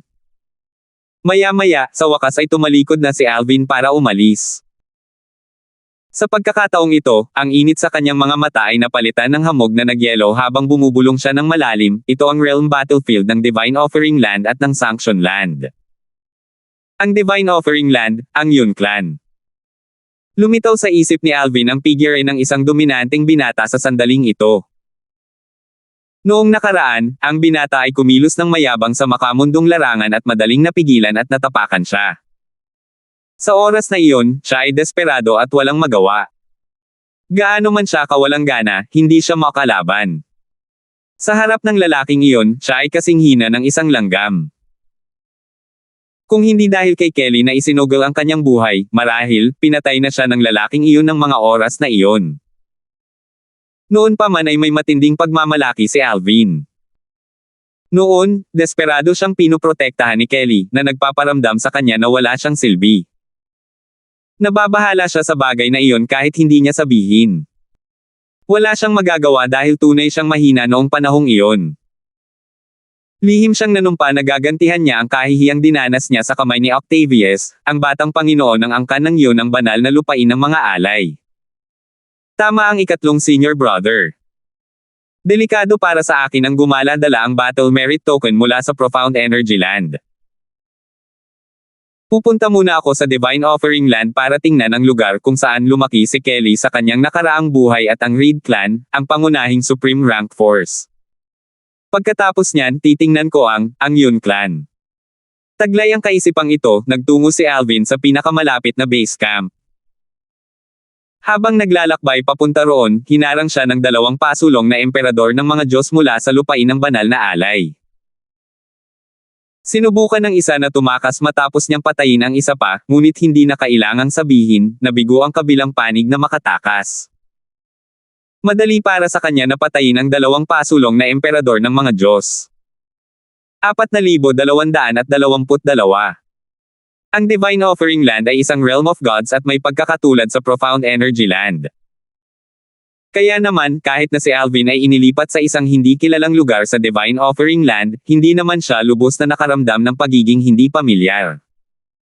Gaano nakalayo ang angkan ng Reed at angkan ng Yun mula rito? Natagpuan ni Alvin ang isang lungsod na kalapit at natuklasan niya na siya ay nasa isang teritoryong pinamumunuan ng isang makapangyarihang puwersang may pinakamataas na ranggo na maihahambing sa Myriad Laws Academy at Lone Primordial Spirit Congregation ng Profound Energy Land. Sa Divine Offering Land, mayroong hindi bababa sa 100 mabibigat na puwersang may pinakamataas na ranggo na pangalawa lamang sa mga pangunahing puwersang may pinakamataas na ranggo. Ang angka ng Reed at ang angka ng Yun ay parehong pangunahing puwersang may pinakamataas na ranggo sa lupain ng banal na alay. Kung si Alvin ay nasa isang liblib na nayon, marahil, walang makakaalam ng lokasyon ng angka ng Reed at ng angka ng Yun. Mabuti na lang at nasa isang lungsod siya na pinamumunuan ng isang mabigat na puwersang may pinakamataas na ranggo. Kaya naman, sa kaunting pagsisikap, natagpuan niya ang lokasyon ng angka ng Reed at ng angka ng Yun. Ang angka ng Reed ay matatagpuan sa hilaga ng lupain ng banal na alay. Sinasabing ang lugar na ito ay parang isang paraiso. Sa kabila ng napapalibutan ng mga glacier, mahimalang tagsibol ito sa buong taon. Kung tungkol naman sa angka ng Yun, ito ay matatagpuan sa hilagang kanluran ng lupain ng banal na alay. Sinasabing ang lugar na iyon ay isang tigang na disyerto, ngunit ang lupain ng angka ng Yun ay napapalibutan ng isang oasis na puno ng masaganang yaman. Ang dalawang pangunahing himpilan ng pinakamataas na ranggo ay matatagpuan malayo sa sibilisasyon at nakatago mula sa masa.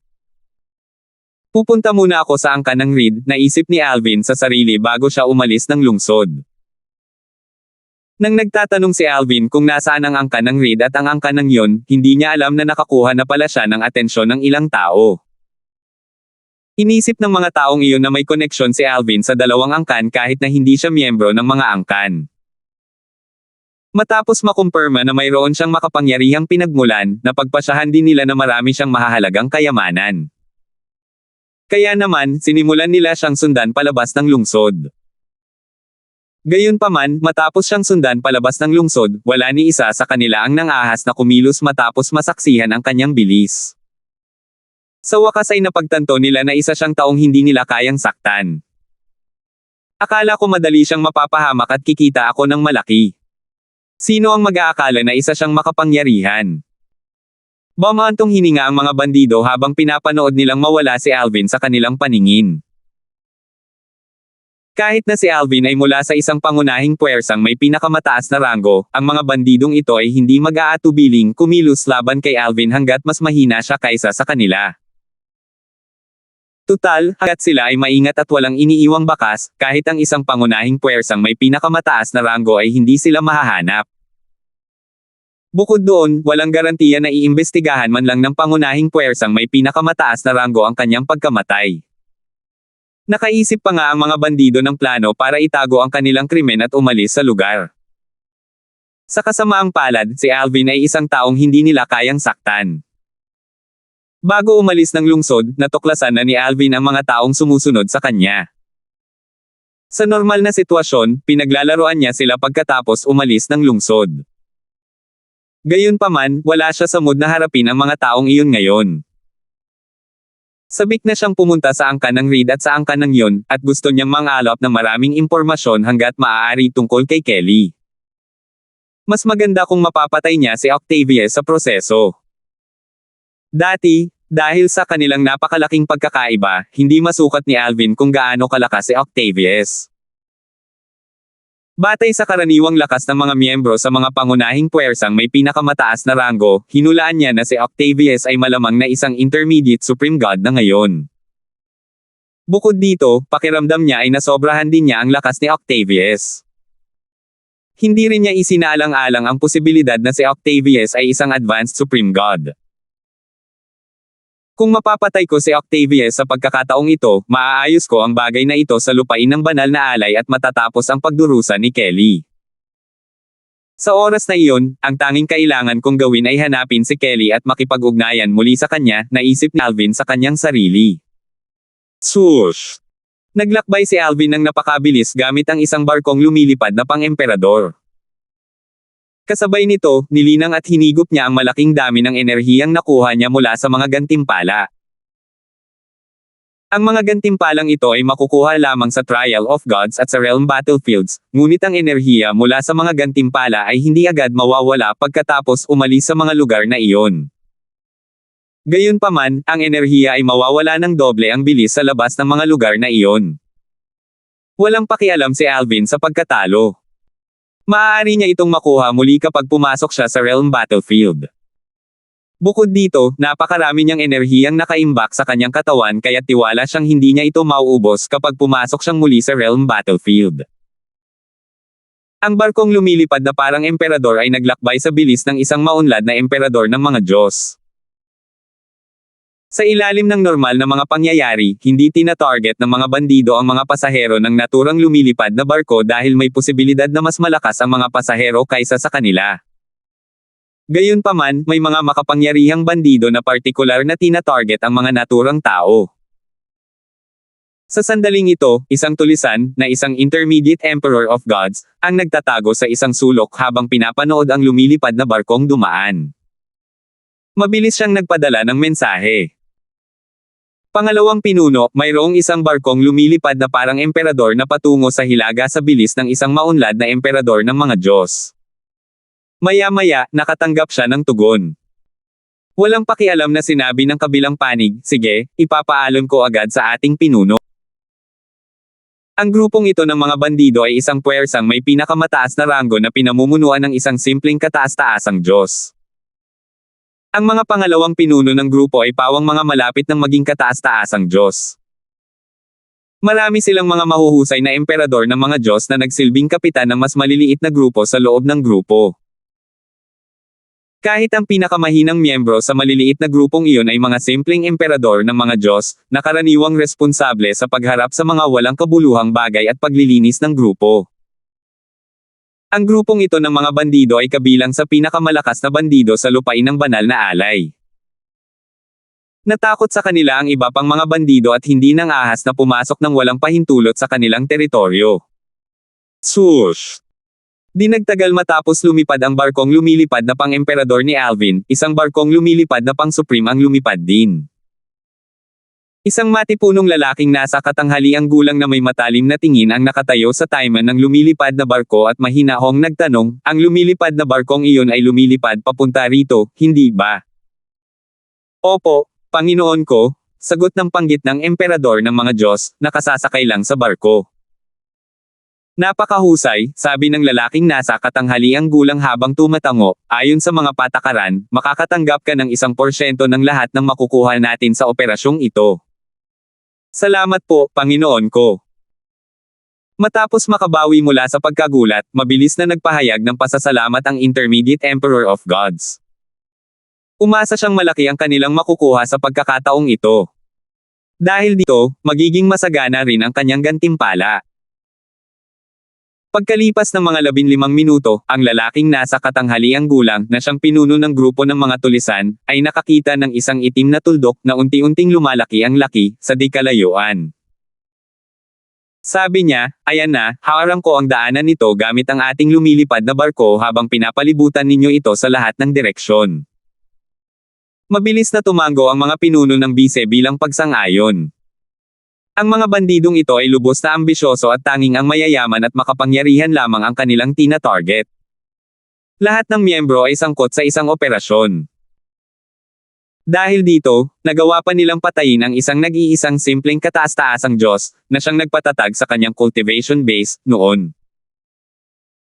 Ang kanilang pinuno ay kapantay lamang ng simpleng kataas-taasang Diyos, ngunit sa tulong ng lahat, nagawa nilang patayin ang simpleng kataas-taasang Diyos.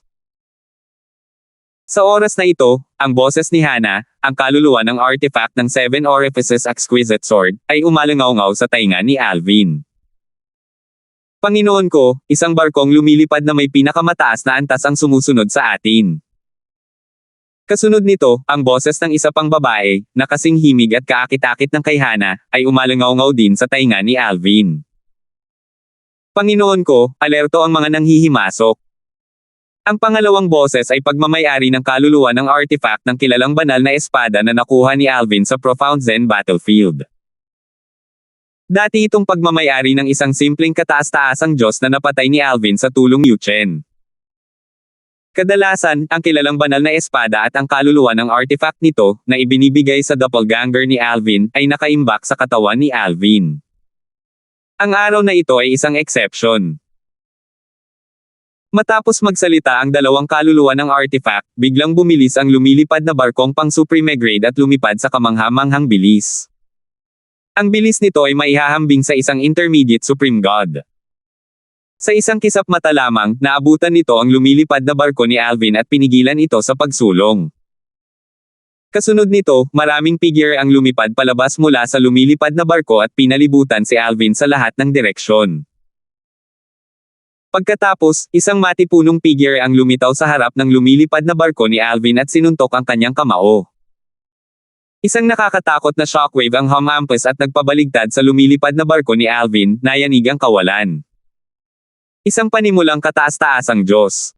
Si Alvin ay nakalutang sa ere, walang anumang pinsala.